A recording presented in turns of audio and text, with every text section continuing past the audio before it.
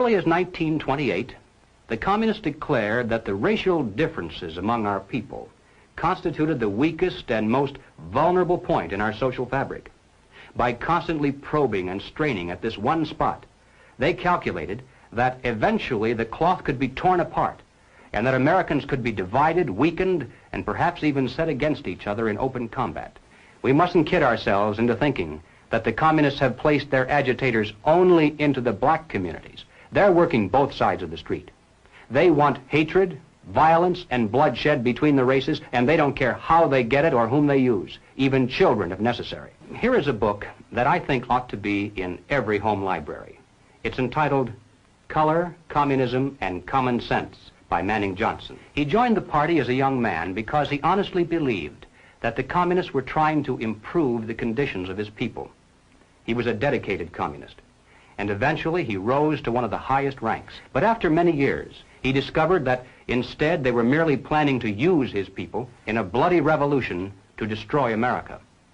And when he woke up to this, he dropped out of the party and devoted the rest of his life trying to alert his fellow citizens of all races to the true nature of the Communist Party as he knew it to be from the inside. Manning Johnson said, "Black rebellion was what Moscow wanted.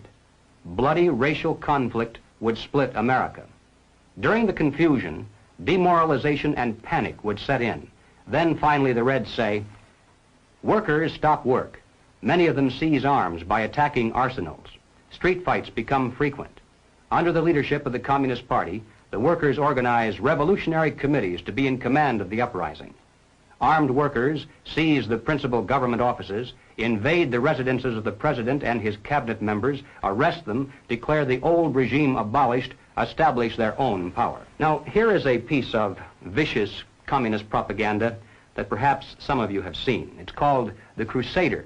It's written by Robert F. Williams, one of the organizers of the Revolutionary Action Movement. In this issue of The Crusader, the communists call not only for extensive chaos within the cities, but for putting to the torch every village, every forest, every field, and every barn.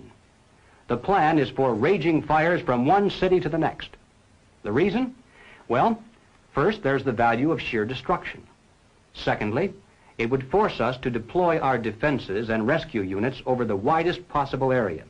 The communists point out that as long as our police and National Guard remain concentrated, they're invincible.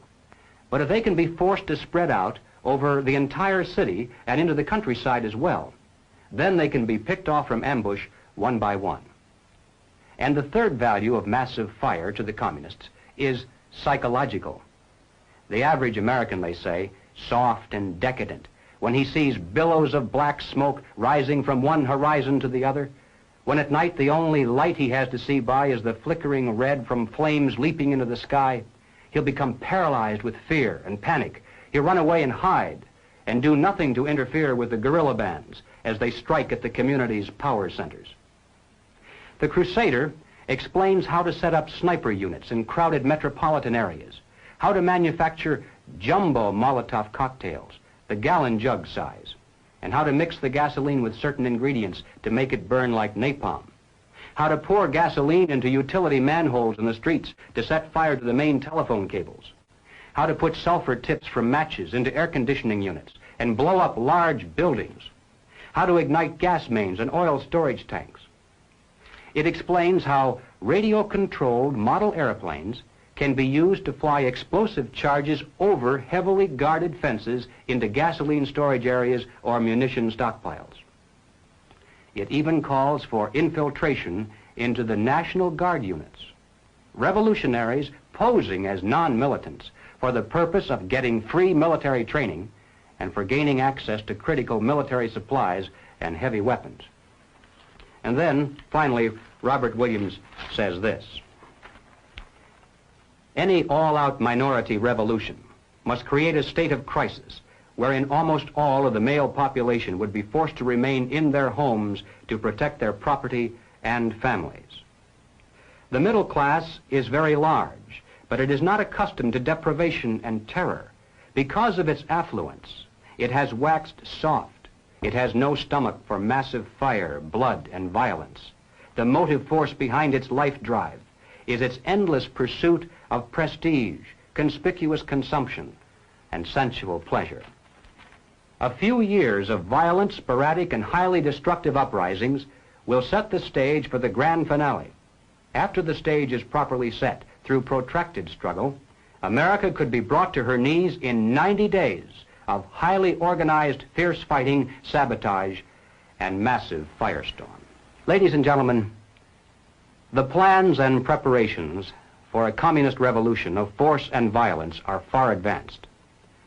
The organization behind these preparations has almost unlimited financial resources, and it provides both training and leadership based upon years of experience in many other countries.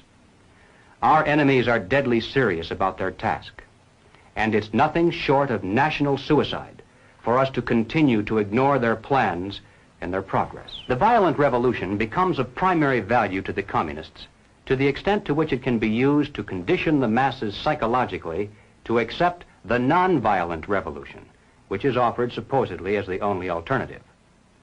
Hoping to avoid further violence and bloodshed, the public is to be pressured into accepting measures that will move the country gradually and legally toward communism, but without calling it that. The strategy of the proletarian revolution calls for the quiet conversion of our government into a communist regime, but under the banner of socialism. Well, what is socialism? All right, let's define it.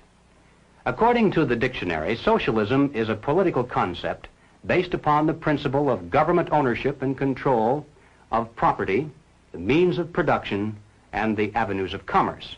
Under socialism, those who run the government, and the communists are confident that in America they eventually will be the ones who do so, those who run the government will know who is to get something and who has to wait, and that represents control over human beings. What has all this to do with the communist revolution in America? Well, ladies and gentlemen, it has everything to do with it, because the building of socialism is the communist revolution in America. It represents the process whereby our country can be moved gradually toward communism without the people even being aware of it. No matter what grievance we may have, real or imagined, no matter what national problems we may face, the communists seize upon these as excuses to build socialism. They have one and only one solution for all problems: more government, and then more and more until it's total government. And forgive me for saying it one more time, total government is communism.